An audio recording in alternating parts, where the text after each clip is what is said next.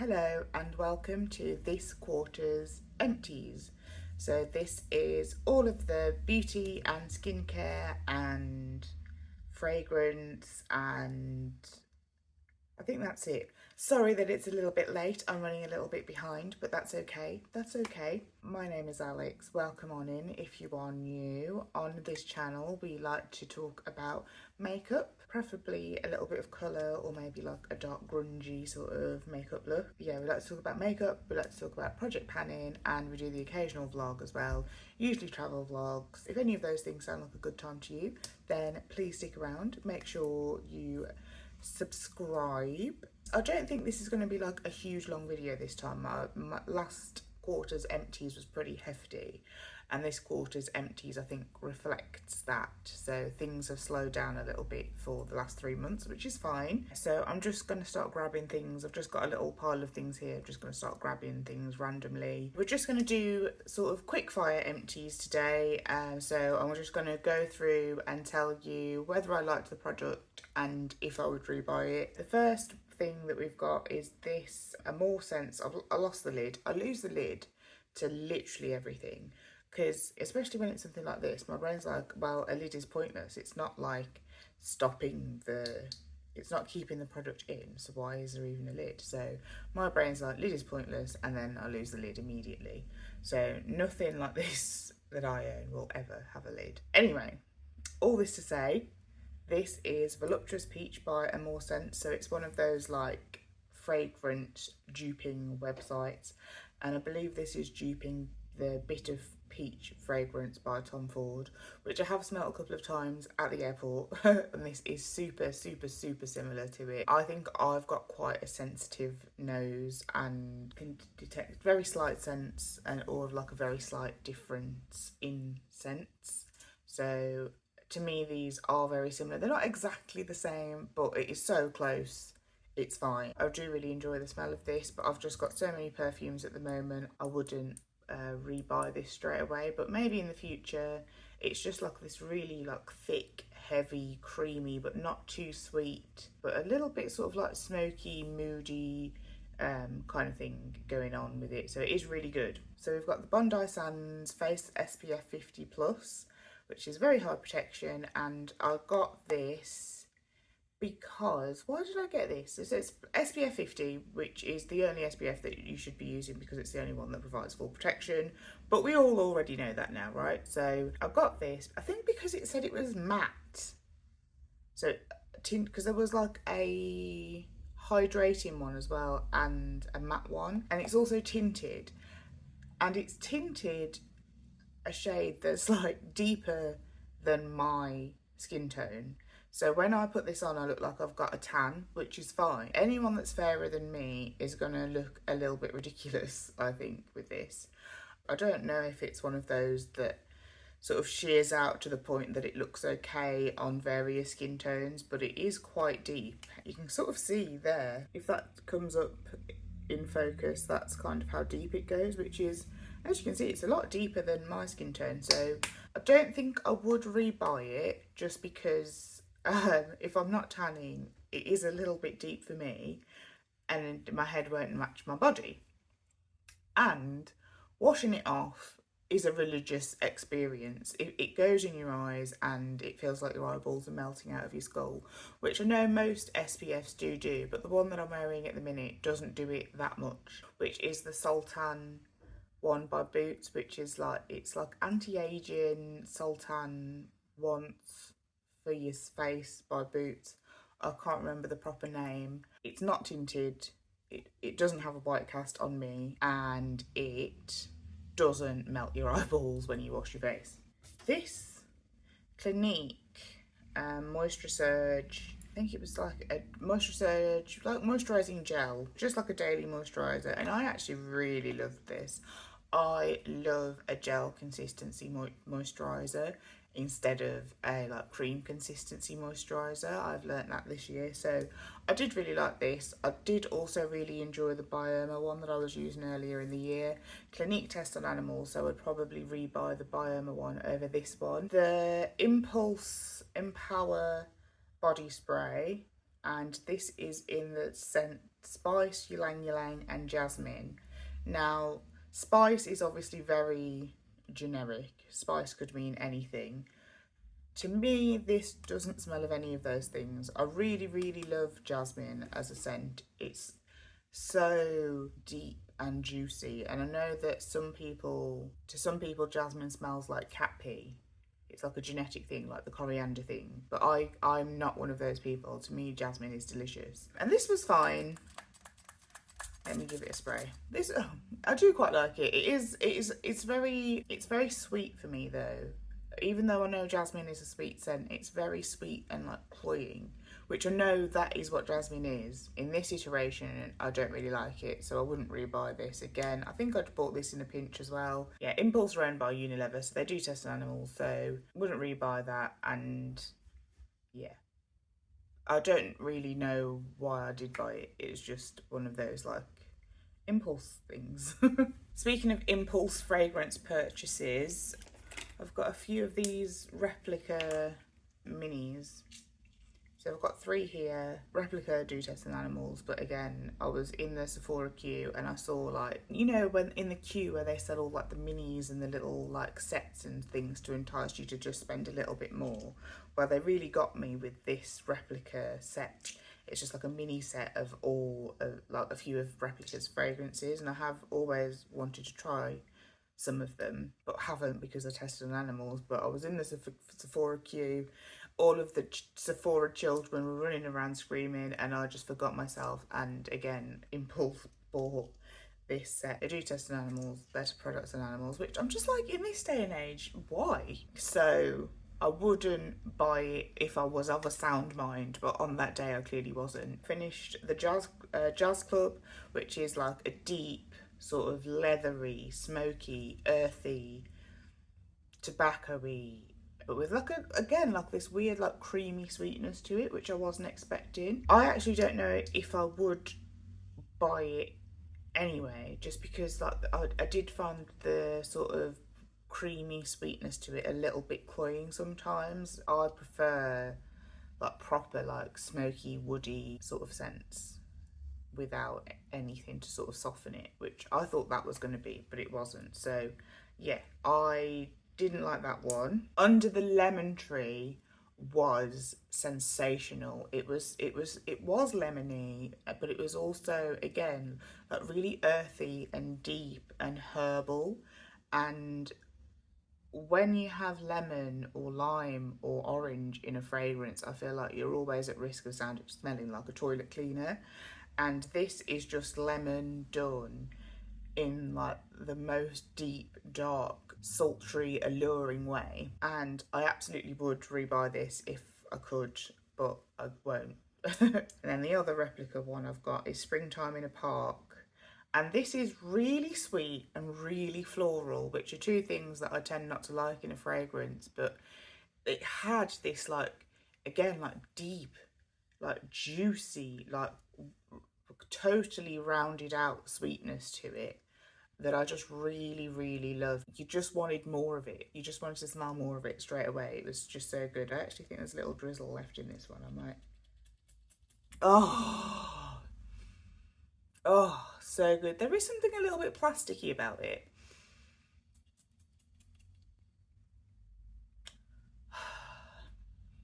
Oh, it takes me back to spring. So I probably would buy that one for myself, but I won't. And then another little mini fragrance is Another 13 by Le Labo. I loved Another 13 when I first smelt it. It was the most unique, dark, mysterious, like strange fragrance that I'd ever smelt in my whole life. It was just so, yeah, mysterious is the right word. It was so special to me, and since then I've smelt so many dupes of it that obviously don't dupe it very well, and it's kind of distorted how I perceive Another 13 in my head. All of that like mystery and intrigue that I felt towards the fragrance has kind of gone because the dupes ruined it. In this instance for me, when I smell Another 13 now, I don't really smell any of that like amazingness anymore. It just smells of a cheapo dupe.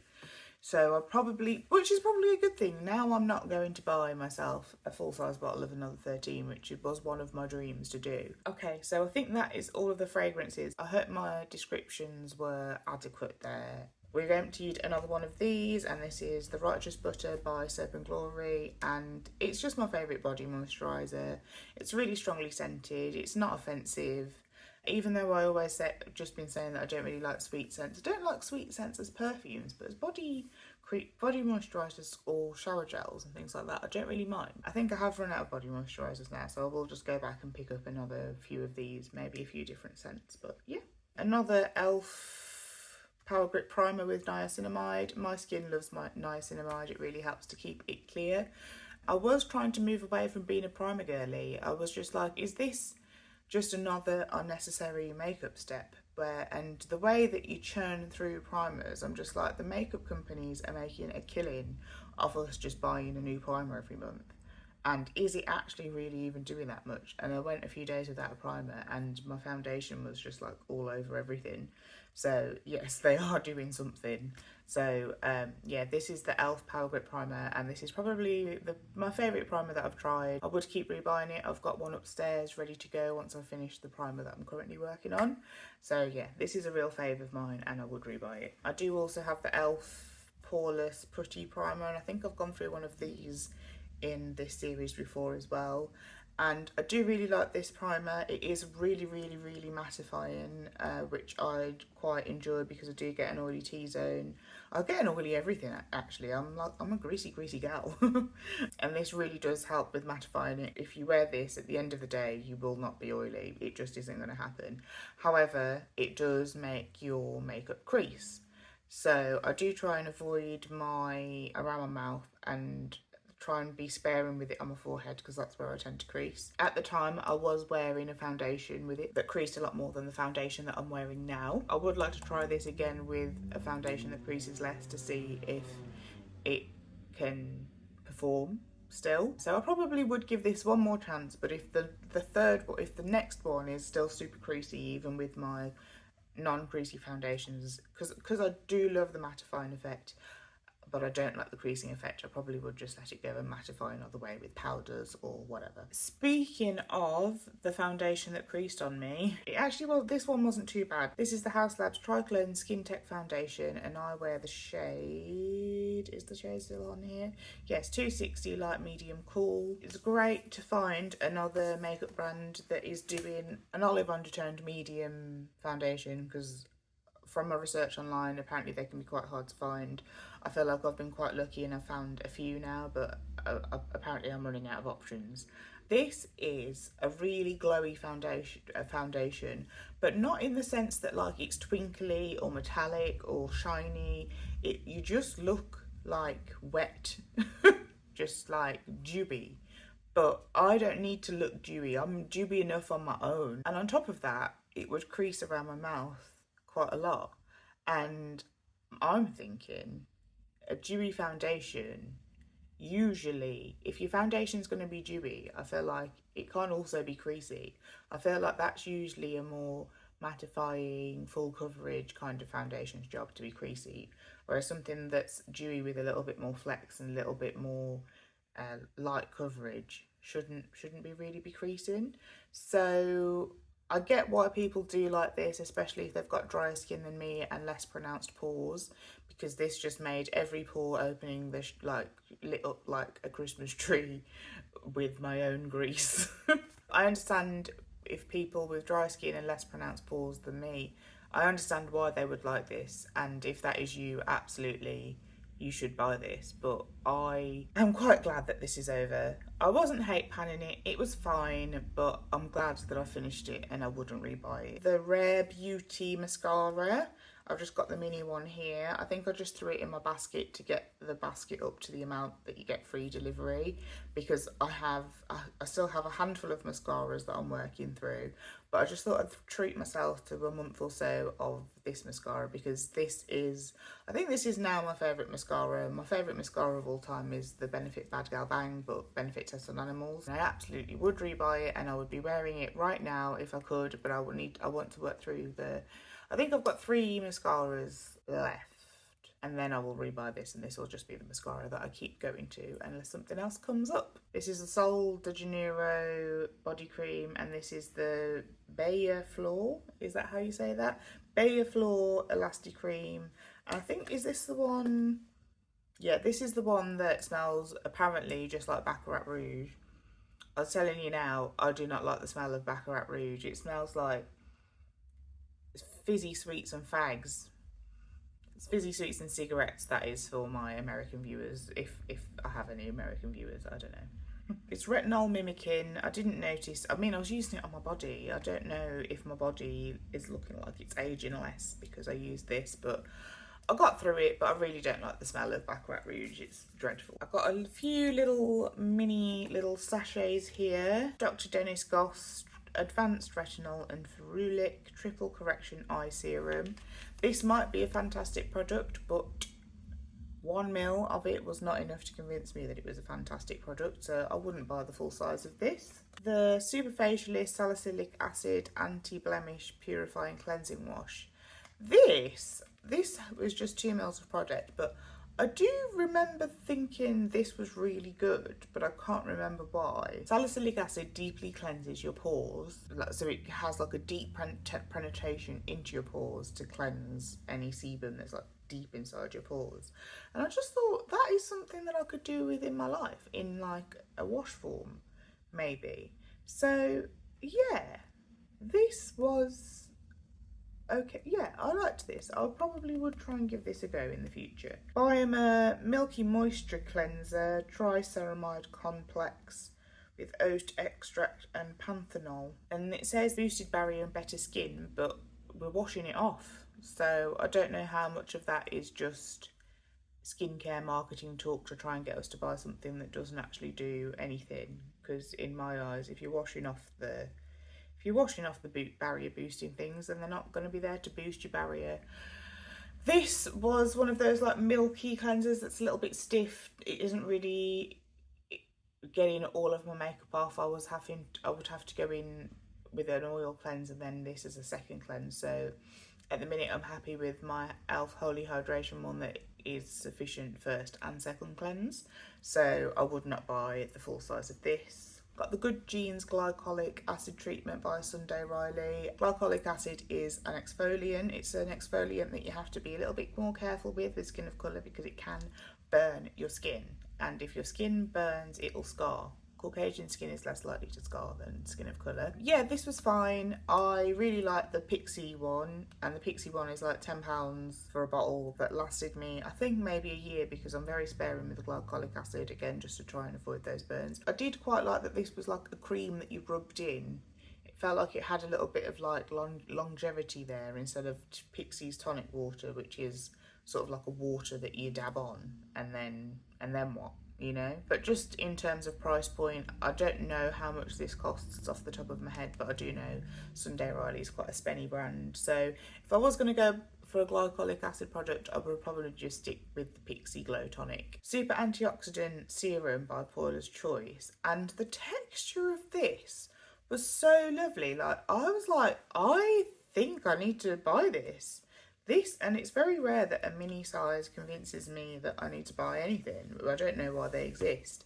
In fact, doing this series segment on my channel has really taught me that, you know, when you go onto a website and you like spend over a certain amount, like on Cult Beauty, it'll be like spend over £200 and get £175 worth of products, and you get like 3 or 4 or 5 full-size products and then like loads of minis. It's taught me that I'm just getting stuff, but it's not stuff that I actually enjoy or get any value from. So it's really taught me that doing those deals just really isn't worth it, and neither is a beauty advent calendar if it's just filled with samples where you can't really even judge the quality of a product or not. A little segue there, but this on the other hand, the texture of it was fantastic. It was just like this quite thick balm, and I really feel like I was using it at night, but I think actually in the daytime as like a protection against pollutants in the air, it could become like the new SPF, you know what I mean, where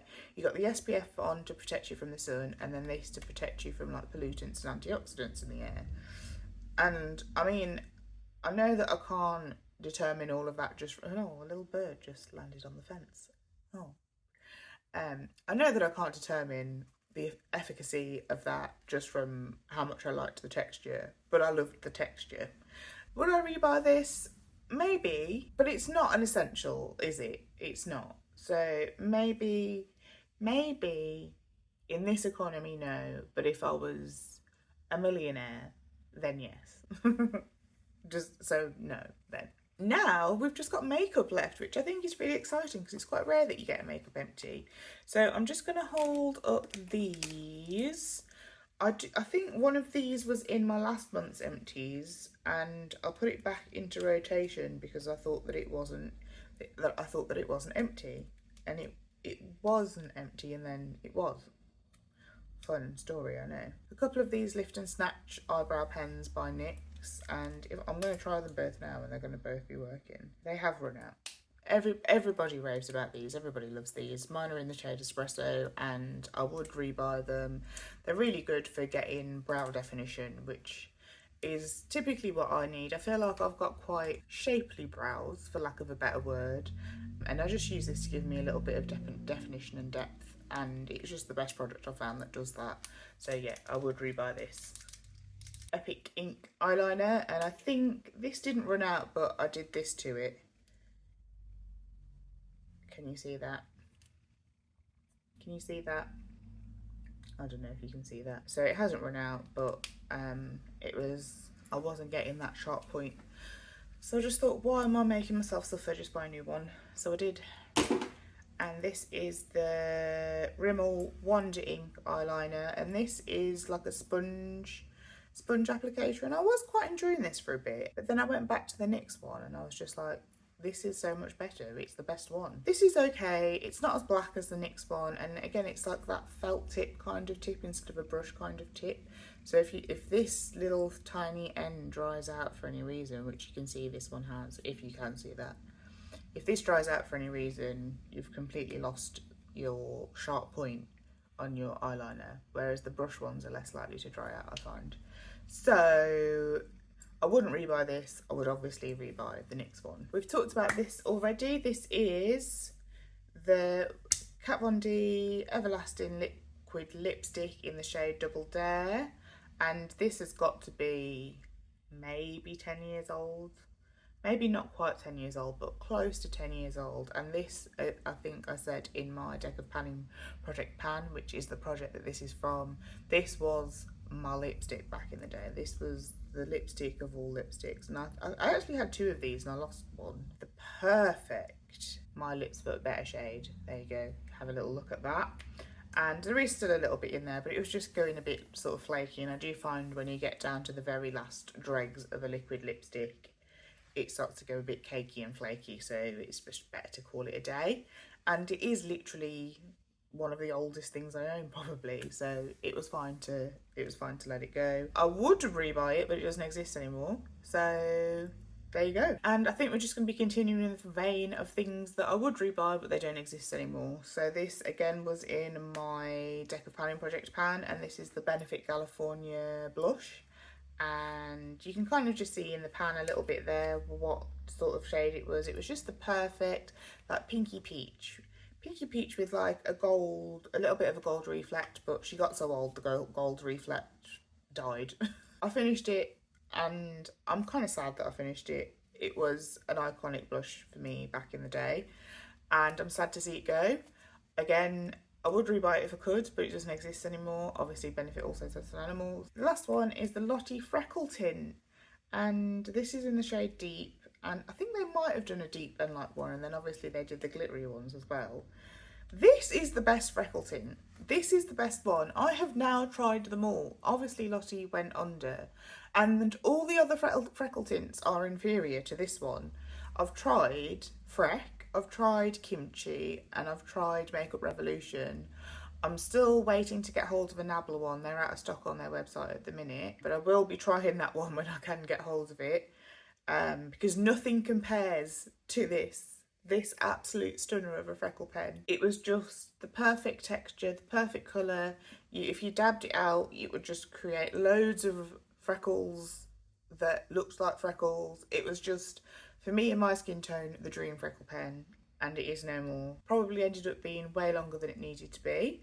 But thank you ever so much for watching. I am so glad that you have spent your morning, evening, afternoon with me and my trash. And I hope that with talking about my trash, you get to see honestly how a product performs. I feel like you cannot determine how good a product is until you've finished it.